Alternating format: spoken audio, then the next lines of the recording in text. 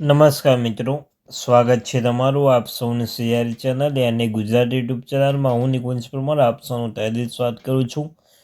તો મિત્રો, વિડીયો શરૂ કરતાં પહેલાં ચેનલ પર નવા ચેનલ સબસ્ક્રાઈબ કરી લો.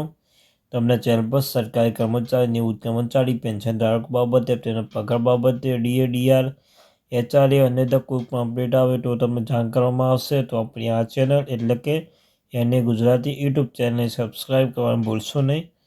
તો મિત્રો, આજના વિડીયોમાં વાત કરવાના છીએ. આખરે ગુજરાત સરકારે પણ જાહેર કર્યો અગત્યનો પરિપત્ર. ઘણા લાંબા સમય સુધી રાહ જોઈ રહ્યા હતા તેમના માટે મિત્રો મહત્વની જે અપડેટ આપવામાં આવી છે એ પરિપત્ર જાહેર કરીને એક સરકારે જે લેટેસ્ટ ન્યૂઝ આપી છે તો તેના વિશે વિડીયોમાં ચર્ચા કરીશું. જે સાથે સાથે મિત્રો શિક્ષક ભરતી, સરકારી કર્મચારી, નિવૃત્ત કર્મચારી, આંગણવાડી ભરતી બાબતે પણ હરેક અપડેટ મળતી રહેશે.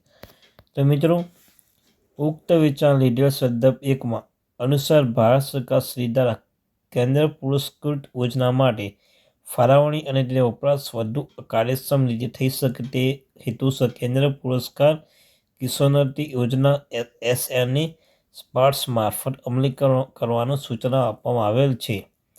ઉક્ત વિચાર લીધેલ સંદર્ભ 2ના સૂચનાઓને ધ્યાનમાં લઈને કેન્દ્ર પુરસ્કાર કિશોરોન્નતિ યોજનાના માળખા હેઠળ MIDH NHM યોજનાને SNA SPRSH મારફતે અમલીકરણ કરવા જઈ હોર્ટિકલ્ચર મિશન સોસાયટી માટે રાજ્ય કક્ષાએ બનેલી વહીવટી અધિકારી ક્રમ હિસાબી અધિકારી વર્ગને ઉપાડ અને ચૂકવવાના અધિકાર જાહેર કરવામાં આવે છે.